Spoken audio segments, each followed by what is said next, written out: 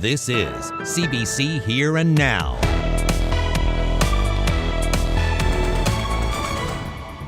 It don't seem like there's any end in sight.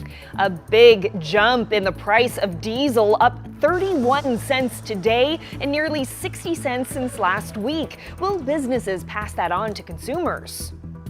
My life was about to end, right? But he survived flesh-eating disease. Now, though, he's stranded in a St. John's hospital waiting to return home. Anthony Padden Elementary School in Musgrave Town had a very special lunch served to them. Show them how we catch the fish and show them how their lunch was caught. Students were asking for seconds. I couldn't believe that. Really good. Good. Great. I'm Jeremy and I'll have that story coming up on Here and Now. Good evening and welcome to Here and Now. The price of diesel has skyrocketed. It's up nearly 60 cents since Saturday, and people who use a lot of the fuel say the increase will make just about everything more expensive. Here and Now's Heather Gillis reports. Starting up a big rig like this is now more expensive.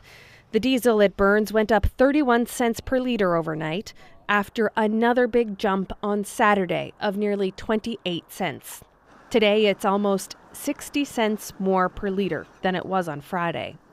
Chris Howlett owns Akita Equipment and Auto Transport. The trucking company burns about 20,000 litres a day. The costs are rising, faster than we can keep up with right now. Since CBC News last spoke to Howlett almost 3 weeks ago, diesel is 41 cents more expensive. 3 weeks ago, it was $1,860 to fill up a transport truck. You'd be up over $2,000 right now. The Public Utilities Board, which regulates fuel prices in the province, says the increases are because of a big spike in the price of low-sulfur kerosene. That prevents fuel from thickening in the cold, and it makes up 3/4 of the wintertime price. Prices have been pretty well climbing from the $2 mark since the end of September. After the spike from the past few days, diesel is close to $3 a litre on the Avalon and higher elsewhere. As the price of diesel rises, Howlett says the cost of everything they haul will get more expensive. He says it'll cost his clients about $1,000 more to ship goods this week compared to last. Everything's going to get more expensive, and of course, when everything gets more expensive, of course, then your labor gets more expensive, and it goes on and on and on. Meanwhile, diesel is even more expensive in the rest of Atlantic Canada.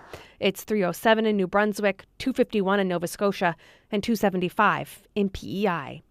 Fuel price analyst Dan McTagg says it's because there isn't enough diesel being refined.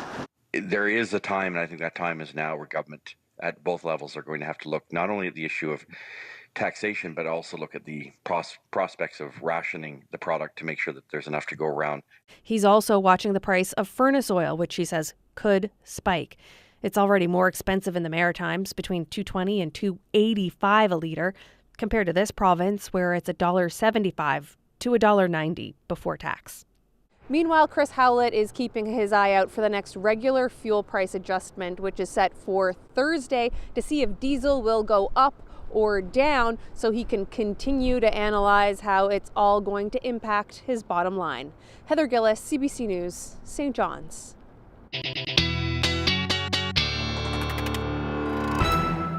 Well, temperatures were mild to start today, about 12 degrees in 13 degrees rather in St. John's, 12 in Terra Nova. Temperatures a bit cooler though the further west you head, especially up across Labrador. 6 degrees in Happy Valley Goose Bay as your daytime high, and 0 in Lab City. If we take a look at the 24-hour temperature change, we're nearly 7 to 13 or 12 or 13 degrees colder than it was yesterday at this time. And the other thing you'll note is the winds out there. Winds gusting upwards of 89 kilometers per hour today in St. John's, 57 Deer Lake, even up across parts of Labrador, Cartwright, 91 kilometers per hour. The reason for that, area of low pressure offshore. That is going to continue, these strong winds, as we head through the overnight tonight, still gusting somewhere between 60 and 80 kilometers per hour into tomorrow afternoon, between 40 and 60. And then eventually those winds will ease. I'll get into the full forecast coming up. Thanks, Ashley. Flesh-eating disease nearly took the life of a Conception Bay South man earlier this year. Now he's stuck in the Miller Centre, unable to return home. Here Now's Malone Mullen has the details. This is all new for Jody Short, a man who's recently had to confront the reality that he'll never walk again. But as he navigates the halls of this rehab center in a wheelchair, he's also tangled in a web of red tape that's left him effectively stranded here. Searing pain sent Short to hospital in February. He had a life-saving surgery on his aorta, one he barely survived. When he woke up, he found himself unexpectedly paralyzed. After weeks of lying motionless in a hospital bed, his mother spotted an open wound, one that would nearly be the death of him. She noticed something on my leg. It was a bed sore there, and seeing like veins coming from it, like something was spreading from this area. Necrotizing fasciitis, flesh-eating disease, began to consume him. Surgeons scrambled to remove the infected flesh from his left leg, buttock, and back. They just kind of gave up and put me back out in ICU with 24-hour to 48 hours to live. And then I started going through my phone and calling all my friends and, tell them, to express how much I appreciated the friendship. And my life was about to end, right? Against all odds, it didn't. Instead of getting worse, Short began to improve. They'd done another CAT scan, and apparently everything was disappeared. And it was like a miracle. Elizabeth Hogan was one of the people Short called from his deathbed. Every emotion you could possibly imagine I felt that day. Every emotion. It was, like my husband said, I cried from the soles of my feet. She and another friend are now fighting to get Short back to his Conception Bay home. It needs significant renos before he can return. They're raising money while he waits to qualify for disability assistance from the province, a grant he needs to build a ramp to his front door, renovate his bathroom, and widen doorways inside so he can get around on his new set of wheels. For now, he's stranded here, recovering and waiting, hoping that one day soon he can rebuild the life nearly snatched away. Malone Mullen, CBC News, St. John's. Wow. Well, scientists, politicians, and seal harvesters are gathering in St. John's for a seal summit. They're talking science, but also showing off the potential for seal products. More than half a dozen companies displayed the products they make with seal. Some new products include pet treats and seal oil for dogs, but also more traditional crafts. One company that makes sealskin pictures says it's important to keep that part of Newfoundland and Labrador culture alive. A lot of them are from our way of life, like Carla being from Newfoundland, myself from Labrador.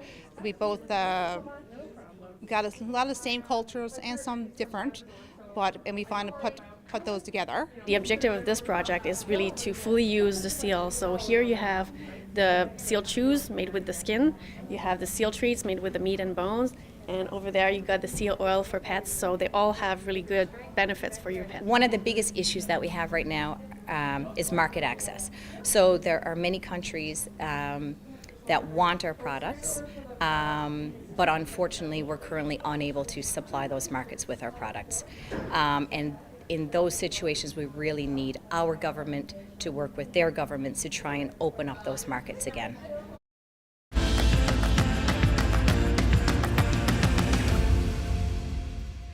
A school on the Bonavista Peninsula served up a special meal recently with a side of education.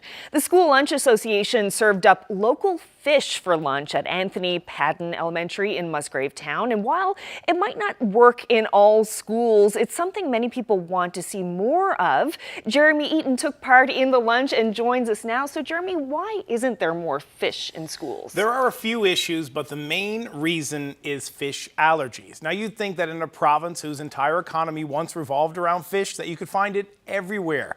But as I learned last week, that's not the case. This isn't something you often see in schools in Newfoundland and Labrador. Local cod turning a crispy golden brown in cafeteria ovens. Fish is not on the menu in any of the other schools in which we operate, and nor to my knowledge is it on menus in any other schools in the province. To put that in perspective, the not-for-profit School Lunch Association dishes out meals in 41 schools on the island, feeding 6,500 kids and spending $50,000 a week on food. supporting local is something we would love to do. We live on an island. We know that we have food being trucked in from all over the northeastern U.S. and other parts of Canada. And in fact, a lot of the food that we sell in our food program comes from other places. But not today. Locally sourced fish and locally grown vegetables were served to the nearly 200 students at the Musgravetown Elementary School. Despite the ocean being just steps away from the building, it wasn't easy to get the food from the sea to the table. There's a lot of challenges with fish-related allergies. There's also challenges in schools with ventilation. There's a bit of prep work involved. There's also a whole procurement side. John gave me a call and said, Timber, I said, John, we have no fish allergies. I am in, and our school is right next to the ocean. We teach a lot about fishing and social studies. We have a lot of our culture here that is fishing, and so it was a perfect opportunity to jump on board. The fish the kids are eating came from nearby Princeton seawater fisheries. Owner Geraldine Price has close ties to the school. 2 of her grandchildren go there, but she also wanted to give cod with a side of education. I think we need the children interested in the fishery. It's a wonderful industry, an industry that I've loved ever since I've been in it. And I would love to see our younger people taking a bigger interest. She brought the fish and a lesson in how their lunch was caught. Oh, you're doing perfect, you girls. You work really well together. With kids, they love anything, learning new things. And in Newfoundland today, there's not a lot of those skills being passed on because we got an aging population. A lot of people have left the fishery, and even in recent years, there's more and more retiring all the time. So the kids growing up today, they're not seeing a lot of this. The school dedicated the entire day to the sea and the creatures who live in it. Memorial University graduate students gave presentations on seafood and the ocean. But the question on everyone's mind, how did it taste? Really, really good. Good. It's great. Good. It's great. Have some more fish, please. The fish was delicious, but the most amazing thing was that students were asking for seconds. I couldn't believe that.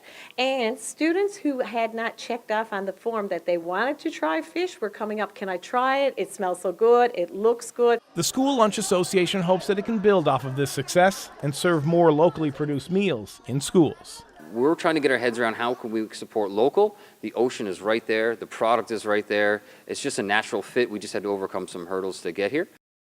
Now, as I mentioned in that piece, Memorial University had some graduate students there, including postdoctoral fellow Emily Doyle.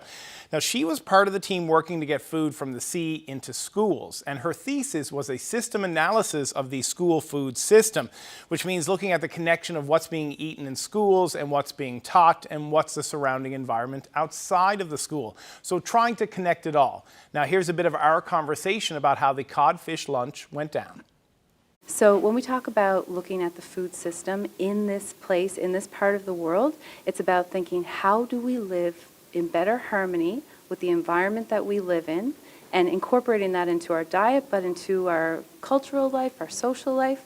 And so really that's what's happening here in a very tangible way. So how you have to respond to that issue is not easy. So it's not, one person can help make this happen. It's multiple people thinking about the same problem through different angles. So I was very, very fortunate that School Lunch Association, good organization in this province that's willing to take this on, incorporate a very important cultural resource which is currently not being consumed a lot by school children. How do we make that happen here? And then not only do we have the School Lunch Association, we have a really amazing school that's positioned next to a strong fishery. We have a fisher person that is eager to make that connection because they have grandchildren in this school. So she was able to, offer us some fish that was harvested close to the school. In addition to that, we had the School Health Promotion Liaison Consultant coming from the Regional Health Authority talking to the kids about how this connects to food security. We're talking about food security, but we're not always making the dots of how that connects to our institutions and to our environment. And then we also had these awesome researchers to talk about their innovative ideas about how to reincorporate salt cod into, our cuisine and how to do it not the traditional way. And that's another factor, is that have we ever gotten the food system in this province right? Because ultimately we're coming back to the early history when we settled this province, we appropriated this land and maybe didn't take the time to understand from the first people, the Indigenous people, how do we live in this environment and how do we work well and take care of the environment but also eat the good food that we have surrounding us. And the kids certainly seem to enjoy that healthy meal of fish and vegetables. Very interesting story. Thank you so much. Interesting and delicious. My pleasure. There you go.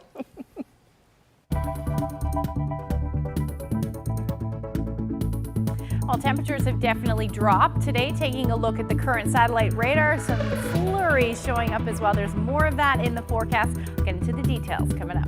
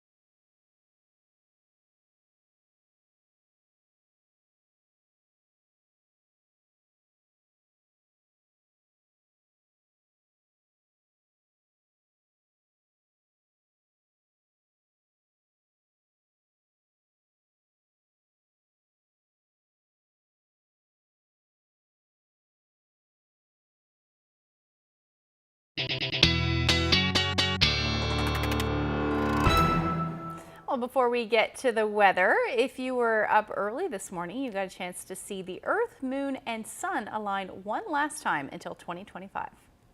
The total lunar eclipse was visible across the Americas, the Pacific Ocean, Asia, and Australia.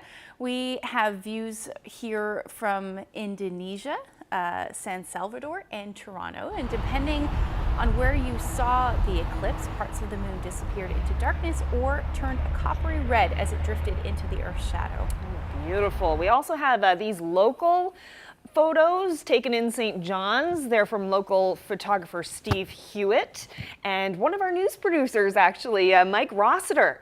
Also, they were both up very early this morning to capture these photos of the eclipse. Gorgeous. So what time would you have had to be up to see that? 6 o'clock in the morning. I missed it.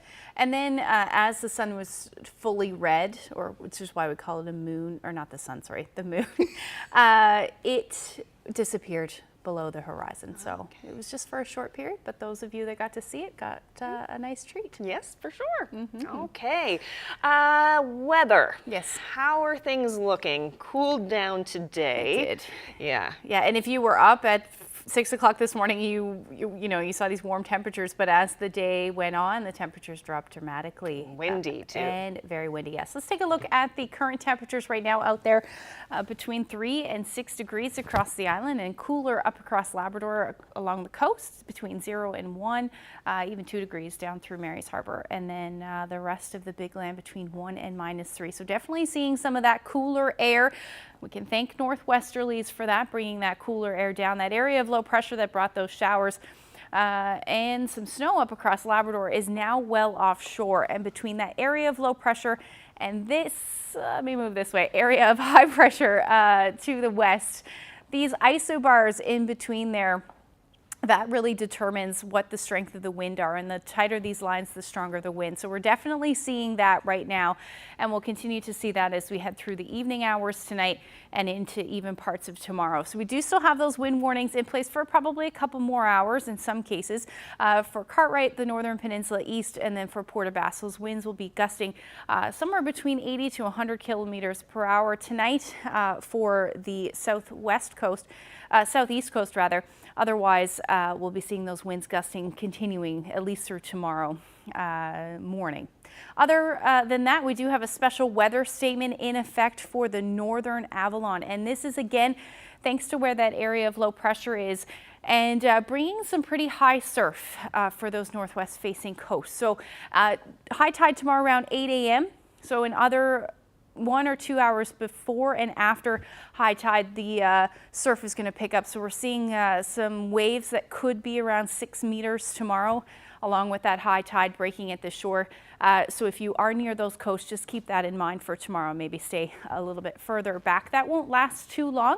Like I said, just for a couple of hours. And then as that area of low pressure continues to travel further east, it'll take that sea with it for the most part. As far as what's going on, you can really see that area of low pressure offshore there spinning, bringing those northwesterly winds in, and some cloud cover and some showers, as well as some flurries. If I zoom in a little bit here, showing up on the radar for the northern portion of the Burin Peninsula, some higher elevations as well. May see some flurries as we head through the next couple of hours, but really as we head through tonight, because those temperatures are going to drop.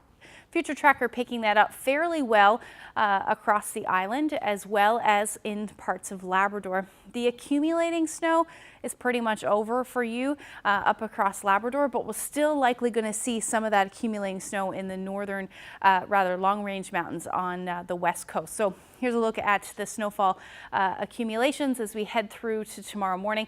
There you go. You could see somewhere between 2 to 5 centimeters of snow, maybe even a little bit more than that in some of that higher elevation as we get into Thursday. As far as the temperatures go for tomorrow, we're looking at much cooler temperatures, somewhere between 1 and 3 degrees. We're also going to see that chance of some flurries in the mix, maybe a few peaks of sun, but overall these winds are going to continue out of the northwest between 60 to 80 kilometers per hour, and we will see that up across Labrador as well. Temperatures into the minus teens, or minus single digits rather, for you as well, -5 in Lab City. Same thing for Nain, and then some flurry activity for coastal areas of Labrador. Now, I just wanted to show you one thing. Tropical storm Nicole And what's going to happen over the next couple of days is the remnant low is going to head towards the Atlantic provinces and then eventually Newfoundland and Labrador, where we could see our first significant snowfall, particularly for parts of Labrador. And also, depending on the track of this system, we could see a freezing rain setup, maybe some ice pellets, and then some heavy rain for parts of the province as well, which will be in the long-range forecast. We're talking about Saturday into Sunday timeframe, but I will get into those details when I come back. The provincial government says 5 companies have applied to put up temporary towers to study wind conditions on the island. Now, the province says the companies that want to build wind energy projects are allowed to apply for a temporary license to place towers on Crown lands to collect data. And it says the site has to be left in a condition acceptable to the Minister of Fisheries, Forestry and Agriculture. But on the Port-au-Port Peninsula, there is concern about clear-cutting operations that have started for those test sites. Joining me now is Marilyn Rowe, who's chair of the local service district of Sheaves Cove on the Port-au-Port Peninsula. Thank you so much for being here. My pleasure, Carolyn. Thank you for inviting me. Well, can you talk a bit about the kind of work that you're seeing being done in your area? Well, last Monday, World Energy GH2 advised some of the communities on the peninsula that they would be coming in and they would be doing studies, as part of the environmental, I guess, impact studies over the next 6 to 8 weeks. Then locals called and said there was heavy construction equipment in West Bay, on the road in West Bay at the Western Regional Waste Management site, and also on the local road in Mainland. So there was heavy construction going on, and talks were going around that they were hiring locals, and we were startled. It's like, okay, is the project already started? And that's what the fear was with the people. We called the company and we talked to John Hogan, who is the liaison for World Energy. And he said, they had approval from Crown Lands to erect 2 wind measurement towers, that no base would be, at the bottom. It would just be, kind of tied down sort of thing. And it would be on a small piece of land, cleared land. And come to find out, they cleared 4 or 5 acres already just for the one, wind measuring tower. Minister Derek Bragg, he does say that, I guess, a condition of these temporary licenses is that the land is not supposed to be damaged, and the company is supposed to leave the land in a condition that is satisfactory to the department once that license is finished. What do you make of that? Well, trees take so long to grow back. So, and the animals are gone, and we don't even know like what kind of rare plants and flowers that were in that location. So the concern is, if they're clearing 4 or 5 acres of land per wind measurement tower, and these are only a temporary structure, they've damaged all that land, all, whatever animals that were living there is gone. And, on our way to Mainland on the 2nd of November, or what was it, the 1st? It was a Monday. What was it, Monday? I think it was the 1st we were out there. And, there was moose in the road in Tree Rock Cove. And there was 2 moose, and it was very unusual to see moose in the middle of the day, but 2 of them.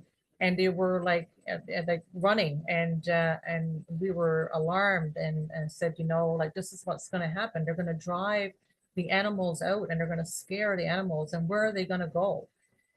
So the fear is on the peninsula that with 4 or 5 acres per wind measuring tower, what's going to happen if this wind turbine project goes ahead and there's 164 industrial offshore wind turbines that are going to take up much of the same amount of land or more, because it's going to be, a big basis on top of our mountain bedrock. So it's a great fear. Well, Marilyn Rowe, this will be an ongoing conversation, I am sure. I really appreciate you sharing your thoughts and concerns with us today. Thanks so much. Absolutely. Thank you very much, Carolyn. I mentioned there that Minister Derek Bragg said that these test sites aren't supposed to do any permanent damage to the landscape. Well, here is the minister taking questions on that from the CBC's Mark Quinn and Patrick Butler. So there's a video on YouTube, you may have seen it. People are concerned that some of the Crown land is already being damaged before it's been approved for use for wind projects. And I think they're doing some testing of the winds on that land. Can you reassure people that the land won't be damaged or that there's measures in place to make sure it isn't damaged? So I guess you would have defined damage for that. We're asking, this is a temporary system, temporary permit put in place for these MET towers that would do scientific information, I guess, for the company going forward. At this point, it's nothing any more than a temporary LTO, it's license to occupy, and they must leave the property in the condition that's suitable to us, to our staff, and to me as minister. How do you define damage? Because the videos that we see are clear-cutting over quite a large area. So quite a large area I would challenge, because I could take you out on some side roads in our forestry operations where we have some sizable clear-cutting operations that go on. It's not uncommon if you would go to a cabin development area, and if you or I had an application for a cabin, we probably go in and clear all up the small wood or big wood that's off the cabin. And I'm told that the wood was utilized to the people in the neighboring communities.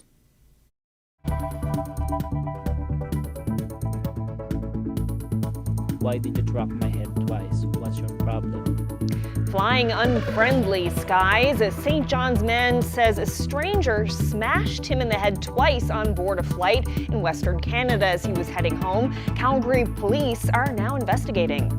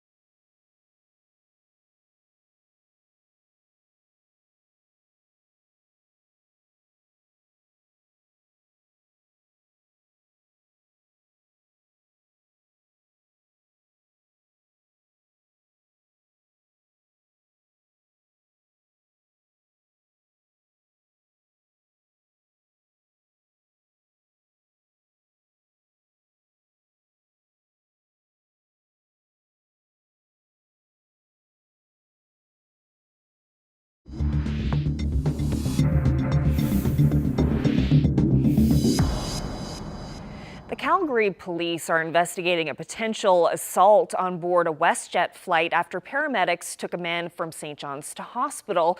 Ricky Austria is a hairstylist in St. John's. He was on his way back from Western Canada when he says a man hit him twice for no apparent reason. Calgary police has confirmed the investigation to CBC News.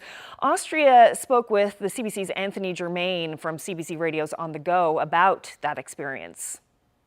So you're sitting there in your seat. What happened? After the plane takeoff, 10 to 15 minutes during the flight, the guy stand up, sitting at my back, and he stand up, struck my head with no reason, and then I look at them. So just when you say struck your head, you're making a gesture with your elbow. Yeah. I thought it's like an accident. With his elbow? Okay. The elbow. Yeah. And I look at them. I thought it's like an accident. So I forget that what happened. And then he going to the bathroom in front. Okay, so he walks past you, goes up the cabin to So where I the thought it's an bathrooms are. accident. Okay, so it might have been an accident. Okay, then what happened? Then after 5 to 10 minutes, he come back at my back, sat again, and then after 5 to 10 minutes, he stand up, getting her bag on the cabin. Out of the bin. Out of the bin. The bin. And then after that, struck me again.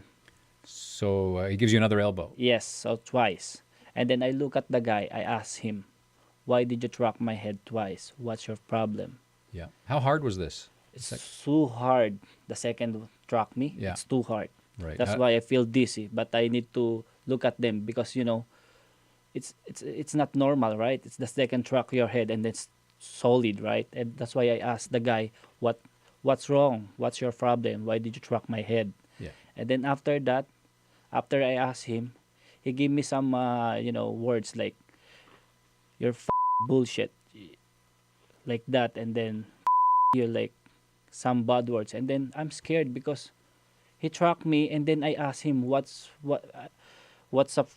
him problem? Because, that's not normal. So after I asked him, and then he replied me like some bad words. I'm getting, scared for myself because, it's my first time to, Right. the accident. So you didn't know this guy? I don't know that guy. So he's a stranger? Stranger. Okay. What do he look like? He looked like, a big like MMA fighter. Oh, so because big. he got a like tattoo on neck, on hand, and a big guy. A big guy, okay. Yeah. Did you talk to him on the flight at all before this happened? No. Did you say anything to him? No. Okay. Was there any alcohol? Yes. How do you know? I smelled some, like alcohol on the breath or the smell? On the smell, Okay. and then I look at the pieces like, like reddish, like, yeah. Any witnesses? I have a lot of witness at my back. Behind you, okay. Behind. So where were they? Were they seated next to him or behind him? Or? Behind him, next to him, and then the other side. Okay. So after you exchange words, he has some insults. Yes. What happened for the rest of the flight? After that, the guy is like walking around, go to the front, and then sit some other, chair there. And then. So why did you go complain? Did you say, hey, I'm going to talk to the flight attendant? I tried, but, I'm scared that time because the guy is always look at me, even if he sitting in the front. Did any of the witnesses say anything to you? Yes. After the plane landing, the couple told me that you need to report that what happened to you because he's a monster. After that, the guy is, rushing, going to exit because he's near on the door. The exit. Okay, so when it comes time for the aircraft to deplane, as they say, is he one of the first ones out or? Yes. Yes. So he's okay, and so he goes. He's gone already. Okay, then what happened? After that, I'm dizzy, and then I tell to the what did you call that the agent? The agent. The flight agent, yeah. Yeah. I the tell them airline that someone struck my head twice, and then I'm so dizzy. Can you call some paramedic to me? And then he assists me. Okay. He called the police. I have a statement from WestJet here, and it's from their media relations person, Denise Kenny, and she says in this, I can confirm that there was an incident and that upon notification, local authorities and emergency services were contacted to assist the guest. That's you. What did the paramedics do? The paramedic asked me, what happened to your head? Are you good? And then I tell them that I'm so dizzy because honestly, the second tracheotomy is so hard. That's why, I feel so dizzy that, Right. yeah, on my head. So he And took I'm you to the scared, hospital? Yeah. After that, the agent called the ambulance and then sending me to the hospital. Okay, and then they checked you out? Yeah. The protocol, we need to, give some brace on my neck because we need to check my head. For that concussion. Yeah. Neck brace, okay.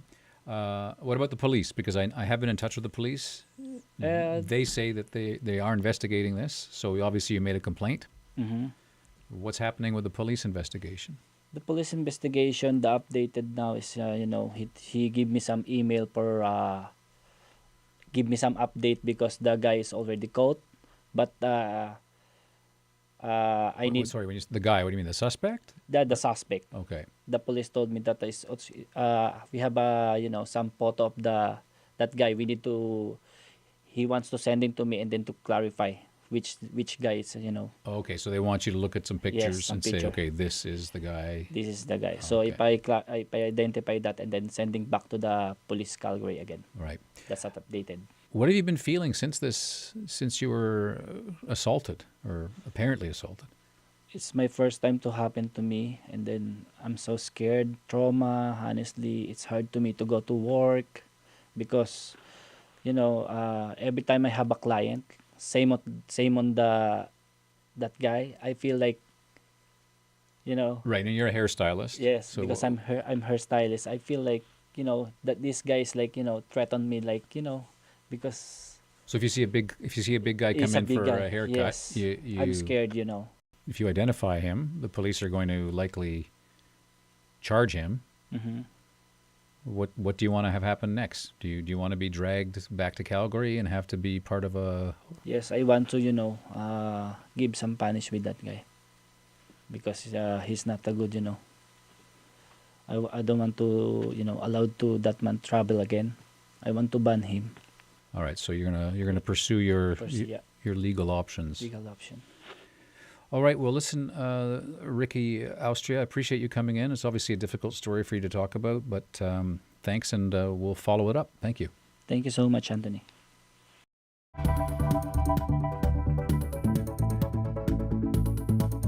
Well, it's midterm election day across the U.S. Millions of Americans are heading to the polls, many voting in tight races to decide control of Congress and top governorships.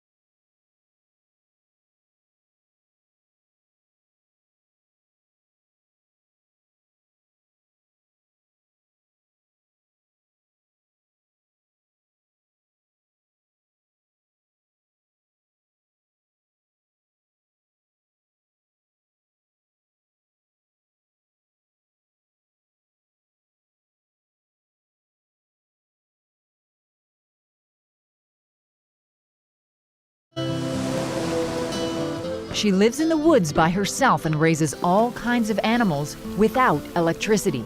I like a challenge. Sunday at 11:30 and Monday at 7.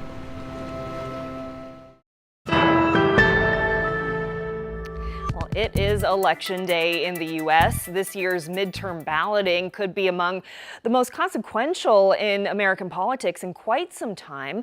Control of the House of Representatives and the Senate are at stake. The outcome will determine how many of his policies President Joe Biden will get to pass before the end of his term. The CBC's Magda Gabrisalasa reports. People across the U.S. are casting their votes and airing their concerns. The way the whole economy has gone over the past 2 years, it's insane that the gas prices and the food costs and the lockdowns and everything else that's happened, in Pennsylvania has really put us in the wrong direction. It's just crazy the way things are going, the way people are at each other's throats about every little detail about everything. I think it's important for me and everybody to get out there, make sure their side is heard. I saw what the Supreme Court did to women's rights in the last term, and it made me really concerned as a gay man that they're not going to be standing up for my rights in the next term if that comes up for debate. These elections will determine who will control Congress. All the seats in the House are up for grabs, and a little more than a third of the Senate. It's believed the Republicans will take the House. On the Senate side, there are a few key races that could make a difference. That's why it is so important we all get out and vote. In Nevada, Democrat Senator Catherine Cortez Masto is being challenged by Republican Adam Laxalt. In Pennsylvania, Democrat John Fetterman faces off against Republican Dr. Mehmet Oz. And in Ohio, there's J.D. Vance for the Republicans versus Democrat Tim Ryan. If you win, you win. If you lose, you concede and you move on. But I feel really good. There's been a lot of energy on the ground. I feel like Ohio wants to move in a direction of sanity and healing and reconciliation, and I want to be a part of that. People just aren't happy with the direction of the Biden administration. They don't want a rubber stamp for Joe Biden and Nancy Pelosi. They want an independent voice for the people of Ohio. When it comes to President Joe Biden's job and his agenda, the outcome of these elections is huge. It could determine how much or how little he can get passed through Congress. The polls closed tonight at various hours across the country. As for the results, counting all the votes could take some time. Magda Gabrisalasa, CBC News, Washington. Well, the inquiry into the federal government's use of the Emergencies Act continues to focus on last winter's border blockades. Protesters who opposed COVID-19 health restrictions shut down border crossings in Coutts, Alberta, and the Ambassador Bridge in Windsor, Ontario. The Ontario provincial police officer who was put in charge of the Windsor incident was cross-examined today. She testified that it had become clear efforts to negotiate an end to the protest weren't going to work. I could tell them without a doubt that the plan was ready, the officers were ready, we had enough resources, we had tried the stepped approach, and we were not getting anywhere. OPP Superintendent Dana Early says she was acting on instructions from her superiors who called the Ambassador Bridge blockade a priority. She said the provincial police and the local Windsor police worked well together and were able to clear the protest once there was a court injunction banning it. Protesters had closed the bridge by clogging the streets on the Canadian side. The bridge between Windsor and Detroit, Michigan carries hundreds of millions of dollars in trade every day. Well, leaders from 120 countries are now in an Egyptian resort town discussing next steps in tackling climate change. So far, they've discussed compensation and support for the countries suffering the most. Stephen Guilbeault, Canada's Minister of Environment and Climate Change, says this country needs to do more on that front. We need to have an open and frank conversation about loss and damage, which countries like Canada and many developed nations have refused to do so far. We've tended to park this conversation in a very technical area, refusing to have real political conversation about this. And I've seen it firsthand how incredibly frustrating it is to developing countries and to countries that are feeling we're bearing the brunt of climate impacts. Many countries in Africa and Asia are already dealing with high temperatures, floods, and drought. That's prompted many speakers at COP27 to urge wealthy countries to focus on climate change despite other international crises such as the war in Ukraine. UN Secretary General Antonio Guterres told the summit that the world is, quote, on a highway to climate hell. Well, a Saskatchewan man has been killed defending a Ukrainian city from Russian forces. His family says Joseph Hildebrand was a volunteer in a military unit and was killed during a combat mission on the weekend. Hildebrand was a Canadian military veteran who once served in Afghanistan. He was a farmer in Hebert, a community 200 kilometers west of Regina. He didn't have any ethnic or family ties to Ukraine, but he headed there in June to help defend the country. For now, his remains are being guarded by Ukrainian soldiers in the besieged Donetsk region.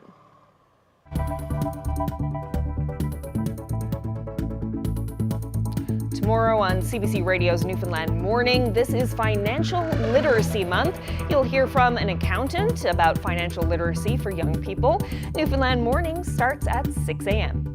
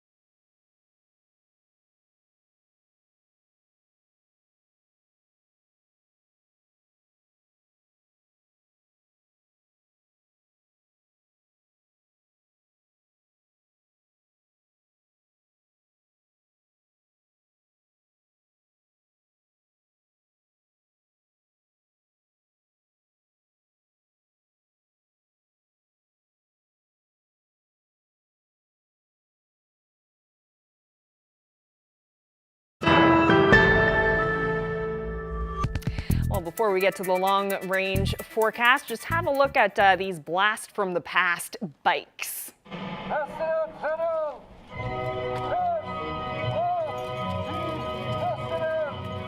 Yep, these antique bicycle enthusiasts gathered in Prague to show off their penny farthings. The design dates from the Victorian era and features the iconic, if somewhat odd, pairing of large and small wheels. Participants dressed in period costumes as they raced and showed off their skills, in particular balancing.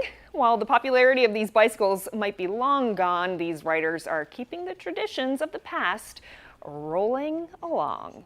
Feels like there should be some cartoon music to go along with this video. I don't think I've ever seen those in person. No, me I neither. haven't. Pretty neat. Very neat. Not very practical. But, okay, so the long-range forecast, you said some interesting things earlier about the storm that might be moving up towards us. Yes, tropical storm Nicole as it stands now. So let's just take one more look at what's going on here. So right now we've got those winds gusting about 120 kilometers per hour. And if we take a look at what's going to happen as we head through early Thursday morning, we're actually going to see Nicole intensify to a hurricane and then make landfall as a Category 1 hurricane, it looks like at this point in Florida. Now, that will move further north and then eventually turn to the east as a remnant low. This will take us through to Saturday morning. Winds about 75 kilometers per hour. So at this point, it'll just be like a fall storm. We do have some colder air in play, and that means we could be seeing our first wintry mix across parts of the province. So let's just time that out. This is very early, but we're still looking at some models indicating this for sure. As that system moves through, most of the maritime provinces will be seeing rain and wind with this one, but we do have some of that colder air to the north, which is playing into the weather across the island and parts of Labrador. So at this point, by Saturday afternoon, again, the timing a little off at this point, we could be seeing snow for the northern peninsula, southeastern portions, well, really all of southern Labrador. And then we're talking about the potential for some mixing, either freezing rain or ice pellets or a mixture of the both. For the west coast parts of Green Bay, White Bay, anything to the south of that should fall as rain. And as you can see here, likely heavy at times through the night on Saturday and continuing even through Sunday. It does move through fairly quickly, but this could be our first significant snowfall for parts of the province, as well as our first significant rainfall, or rather wintry mix as well. So definitely going to keep an eye on that forecast. But until we get there, temperatures are going to be a little bit below seasonable for this time of year. As we head through Thursday, we're going to continue to see the risk of some showers or the risk of some flurries in the mix as those temperatures hover between 6 to 8 degrees, cooler for the northern peninsula, and then same thing up across Labrador, where you'll be seeing the potential for some flurries pretty much right even through Friday. Temperatures are between -1 and -6 for you, and then again between 6 and 10 degrees across most of the island except for the northern peninsula. So flurries a story for you on Friday for St. Anthony. Taking a look at the long range forecast takes us through to Saturday and Sunday, which is what I was talking about, that heavy rain. Same thing for parts of central and western Newfoundland as those temperatures hover between 2 and 3 degrees. And then for eastern Labrador, we're talking about the potential for flurries Saturday and Sunday, except for the southeast, where you'll see the risk of some heavier snow. And then western Labrador, -6 as your daytime highs on the weekend, with the chance of some flurries. Had to share this photo. Oh, nice. I thought this was a great shot. I know we talked about this a little bit earlier, but this is the lunar eclipse over the rooms. Jim Stacy shared that shot with us. And if you have any weather photos that you would like to share with us, send them to my Facebook, Twitter, or email them to nlphotos@cbc.ca. Oh, what a great shot, Jim. You can really see the eclipse in that one. Isn't that a beauty? Yeah. Yeah. Great In front shot. of the rooms too. I almost wish I got up, but I didn't. Yeah, I know, me too. Now I do, now that I've seen all the beautiful shots. Well, thank you so much for spending part of your evening with us. Hope you have a good night. Good night.